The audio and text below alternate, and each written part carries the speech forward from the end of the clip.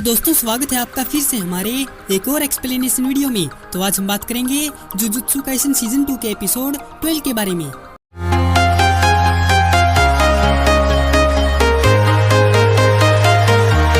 Jujutsu जादूगर बनने से पहले के फेलियर को पीछे छोड़ते हुए और अपनी पास्ट लाइफ को याद करते हुए केंटो नानामी को 9:44 पर शिबुया स्टेशन के एग्जिट पॉइंट 13 पर कियो टाकाइजिची बेहोश और इंजर्ड मिला। नानामी अपने मरते हुए दोस्त को देखकर गुस्सा हो जाता है। रात 10:02 पर मिजी जिंगुमाई और शिबुया स्टेशन के बीच फुकुतोशिन लाइन प्लेटफॉर्म पर मेई मेई घायल एबिना के पीछे चलती हुई बोली कि मेरी तकनीक कौओं को कंट्रोल करने की है। बड़ी बेकार टेक्निक है ना, इसीलिए मैंने ग्रेड 1 की जादूगर बनने के लिए बचपन से ही ट्रेनिंग ली है ताकि बगैर तकनीक के कर्स स्पिरिट को हरा सकूं। और तुम्हें हराकर ये बात साबित भी हो गई है कि मैं पहले दर्जे की जादूगर हूँ। उई उई एबिना की हारी हुई शापित आत्मा के ऊपर बैठ जाता है और ताली बजाता है। साथ ही साथ एबिना से भी उसकी बहन के लिए ताली बजवाता है। इसके बाद मी मेई एबिना को मारने की तैयारी करती है, जबकि एबिना उससे माफी मांगता है और फिर कभी बुराई न करने की बात कहता है।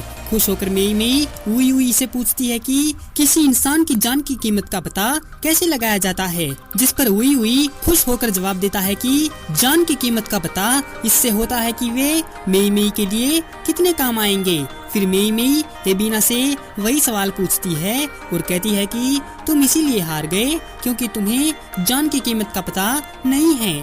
इतना बोलकर मेई मेई अपना हैमर घुमाती है और उसका काम तमाम कर देती है। इस बीच यूजी और मेगुमी उस कील को तोड़कर डिस्ट्रॉय कर देते हैं जो शिबुया स्टेशन में जादूगरों को आने से रोकती है। अब उनका अगला टारगेट आम लोगों और गोजो को फंसाने वाले कर्टन को खत्म करना है। तभी मेगुमी अचानक शिबुया सेंट्रल टावर से इनो को गिरते हुए देखता है और उसे बचाने के लिए भागकर न्यूए को बुलाता है, लेकिन न्यूए इनो को पकड़ नहीं पाता। तभी टाइम पर आकर यूजी उसे जमीन पर गिरने से पहले बचा लेता है और उसके सिर पर लगी चोटों को देखता है। और वहीं ऊपर अचानक से तोजी की आत्मा उस लड़के की बॉडी पर कंट्रोल कर लेती है और दादी अपने पोते को टावर के नीचे मौजूद सभी जादूगरों को मारने का ऑर्डर देती है, लेकिन दादी ये देखकर डर जाती है कि उसके पोते की बॉडी को तोजी ने लूट लिया है। तोजी उसे बोला, मुझे ऑर्डर देने वाली तो होती कौन है बुढ़िया? दादी बोली कि मैं हमेशा ख्याल रखती हूँ कि ताकत के अलावा किसी की आत्मा को ना जगाऊं। जिस पर तोजी कहता है कि मैं इस बात के अलावा और कुछ नहीं जानता कि मेरी बॉडी स्पेशल है और ये लड़का मेरी बॉडी से हार गया है। तोजी एक झटके में दादी के पास आकर बोला, तो मुझे जादूगरों को मारना है। अच्छा, तो शुरुआत तुमसे ही करता हूँ क्योंकि तुम भी तो एक जादूगरनी हो। इतना बोलकर तोजी बुढ़िया को वहीं पर सुला देता है। दूसरी तरफ शिबुया स्टेशन में जेनिन टीम ट्रांसफिगर्ड ह्यूमन से लड़ती है। नोबारा कुगिसाकी और अकारी नित्ता माकी को बताते हैं कि जब इजिची उनसे फोन पर बात कर रहा था तो उसकी आवाज से ऐसा लग रहा था कि उस पर अटैक हुआ है। माकी ने उन दोनों को इजिची का पता लगाने का ऑर्डर दिया क्योंकि वहाँ पर सेलफोन काम नहीं कर रहे हैं और असिस्टेंट सुपरवाइजरों के बिना उनको इन्फॉर्मेशन नहीं मिलेगी। नोबारा और अकारी माकी और नाओबिटो जेनिन से अलग हो जाते हैं जो अभी तक शिबुया में एक भी लड़ाई नहीं लड़े थे। इनो को बचाने के बाद यूजी टावर पर वापस जाना चाहता है और उससे बदला लेना चाहता है जिसने इनो को मारा, लेकिन मेगुमी यूजी को बताता है कि अभी हमारे लिए गोजो सर को बचाना ज्यादा जरूरी है और ऊपर वाले कर्स यूजर अभी तक भाग गए होंगे और इनो अभी मरा नहीं है। बात मानकर यूजी स्टेशन की ओर भागता है जबकि मेगुमी इनो की देखभाल करता है। उसी टाइम उई उई अपनी बहन को बताता है कि कर्टन हट गया है, जिस पर मेई मेई बोली कि अगर हम गोजो को बचा लें तो हम उसे बचाने के नाम पर लूट सकते हैं। दूसरी ओर भागते हुए रास्ते में नोबारा और अकारी का सामना शोटो बंकामोरा स्ट्रीट पर कर्स यूजर चालबाज चोटीबाज हारुटा शिगेमो से होता है। उसने काफी जादूगरों को मारा था, इसीलिए वो बोर हो गया है। अब आखिरकार एक लड़की से मिलकर वो खुश होता है। उसकी बातें सुनकर नोबारा को लगता है कि वह चोटीबाजी है जिसने इजिची पर अटैक किया था। और वह नीता से कहती है कि तुम बंकामोरा में छिपने का नाटक करके टोक्यो चली जाना, इस गधे को मैं संभाल लूंगी। चोटीबाज अपनी स्वॉर्ड नोबारा पर फेंककर उनकी खुसुर खुसुर में टांग अड़ाता है, तो बदले में नोबारा अपना हैमर फेंक कर मारती है। मौका देखकर अकारी वहां से भाग जाती है और चोटीबाज की तलवार उसके पीछे पड़ जाती है, जबकि नोबारा और चोटीबाज पकड़म पकड़ाई खेलते हैं। नोबारा उस पर कीले मारती है। चोटीबाज को अकारी के भागने के प्लान के बारे में पता चल जाता है, तो उसकी तरफ बढ़ने लगता है और बंकामोरा में तलवार अकारी को पकड़ लेती है और उसके टखनों पर वार करती है, जिससे अकारी गिर जाती है। बंकामोरा में एंटर करते हुए शिगेमो अकारी के पास जाता है और उसके सीने पर एक फुटबॉल किक मारता है, जिससे वह इंजर्ड हो जाती है।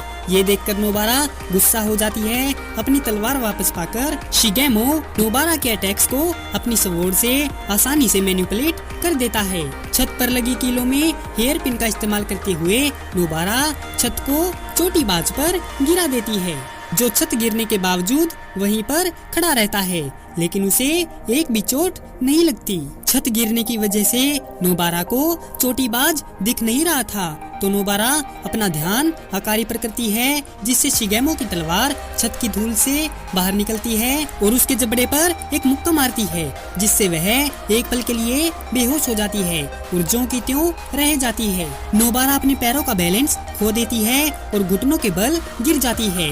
यह समझते हुए कि नोबारा को चोट लगी है, चोटीबाज उसके पास जाता है, घुटनों के बल बैठकर उसकी बेइज्जती करता है।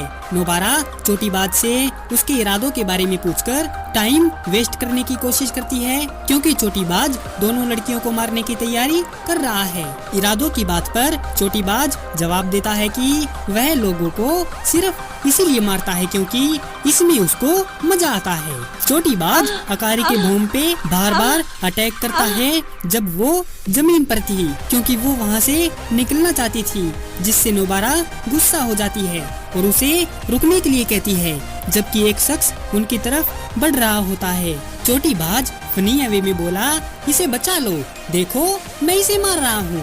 नोबारा अकारी को बचाने के लिए हिम्मत करके उठती है और चोटीबाज पर अटैक करती है, लेकिन चोटीबाज नोबारा से लड़ नहीं रहा था, बल्कि वो तो उससे खेल रहा था। जैसे ही उन दोनों के हथियार टकराते हैं, स्टेशन के कांच का दरवाजा टूट जाता है। तभी नानामी सब स्टेशन में आ जाता है और गुस्से में चोटीबाज को घूरता है।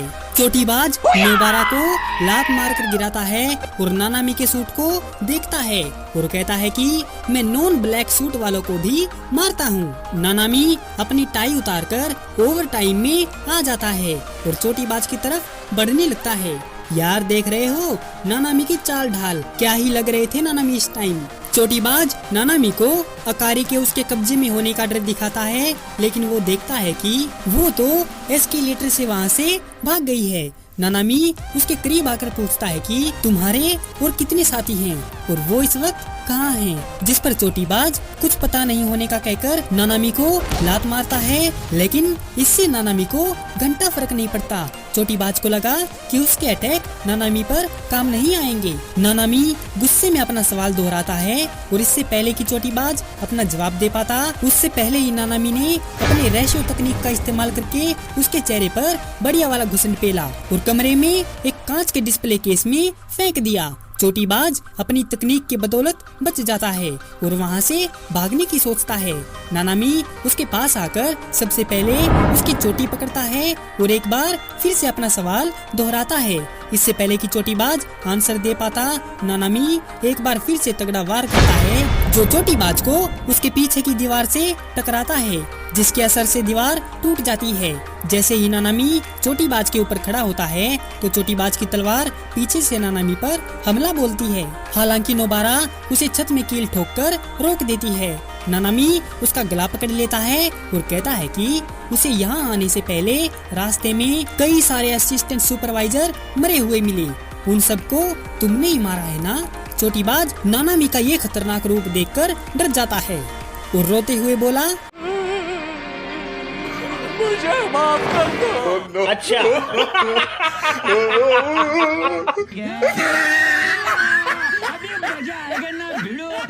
चोटीबाज माफी मांगता है, लेकिन फिर भी नानामी उसके चेहरे पर ऐसा मुक्का मारता है कि वह उस स्टेशन की दीवार तोड़कर बाहर ही की एक पास की इमारत में गिर जाता है। नोबारा नानामी की ताकत से हैरान है और सोचती है कि एक असली ग्रेड 1 जुजुत्सु जादूगर केंटो नानामी जैसा ही होता है। नानामी नोबारा को कहता है कि उन्हें चलकर अकारी को ढूंढना होगा। इस बीच फुकुतोशिन लाइन प्लेटफार्म के अंडरग्राउंड हिस्से में मेई का सामना शियोडो गेटो से होता है। वह गेटो को देखकर हैरान होती है कि ये आदमी अभी तक जिंदा कैसे है। कहीं गेटो और गोजो मिलकर आतंक फैलाने की तो नहीं सोच रहे हैं, लेकिन उसे रियलाइज होता है कि गोजो ऐसी ओछी हरकत कभी नहीं करेगा, क्योंकि वो अपनी ताकत के बलबूते इस पूरे देश को आसानी से खत्म कर सकता है और हो ना हो ये जरूर कोई बहरूपिया है। वह गेटो को कहती है कि मुझे दुख है कि मैं तुम्हें मारने वाली हूँ। तभी गेटो एक स्पेशल ग्रेड कर्स स्पिरिट स्मॉल फॉक्स डीमन को बुलाता है मेई से लड़ने के लिए। अगर वह इसे हराने में कामयाब हो जाती है तो वो खुद उससे लड़ने का वादा करता है। तभी small fox demon domain expansion करता है और मेई को एक ताबूत के अंदर फंसा देता है।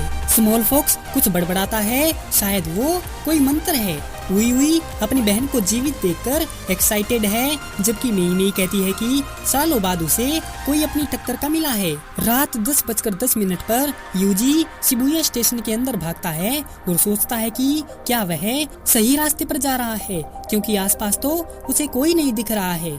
इस बीच नानामी नोबारा और अकारी से बात करता है, जो थोड़ा आराम करने के लिए दो जुड़ी हुई कुर्सियों पर बैठी हैं। नानामी बताता है कि इजिची ठीक हो जाएगा और नानामी उसके लिए जो कर सकता था उसने किया। और नानामी उनको बताता है कि वो ये न भूलें कि इजिची पक्के तौर से एक जादूगर बनने के लिए ट्रेनिंग ले रहा था, न कि एक सुपरवाइजर के रूप में। नानामी लड़कियों को गोजो की सिचुएशन के बारे में भी बताता है, जिसके बारे में उन्होंने नहीं सुना था, क्योंकि वे यूजी के चिल्लाने वाली जगह से बहुत दूर थी। नानामी उन्हें मदद आने तक का इंतजार करने के लिए कहता है, जबकि वो खुद जेनिन टीम में शामिल होता है और शिबुया स्टेशन के लिए निकलता है। नोबारा नानामी के साथ जाना चाहती है, लेकिन नानामी कहता है कि उस लड़ाई में लड़ने के लिए उसे ग्रेड 1 और उससे ऊपर के जादूगरों की जरूरत होगी, जो कि नोबारा अभी उस ग्रेड पर नहीं है। और अगर नोबारा नानामी के साथ जाएगी तो नानामी का ध्यान उसी को बचाने में रहेगा। दूसरी ओर यूजी एस्केलेटर से नीचे कूदता है और तुरंत चोसो से जा टकराता है, जो यूजी से अपने भाइयों की मौत का बदला लेने की बात कहता है और यूजी पर अटैक करने की तैयारी करते हुए अपनी टेक्निक वर्ल्ड मैनिपुलेशन कन्वर्जेंस को एक्टिवेट करता है। इसी के साथ ये एपिसोड यहीं पर खत्म हो जाता है। तो दोस्तों, कैसी लगी आपको जुजुत्सु काइसन सीजन 2 के एपिसोड 12 की ये एक्सप्लेनेशन वीडियो? अगर आपको ये वीडियो पसंद आई हो तो इस वीडियो को लाइक और हमारे चैनल को सब्सक्राइब जरूर करें। आपका हमारी वीडियो देखने के लिए बहुत बहुत धन्यवाद और शुक्रिया।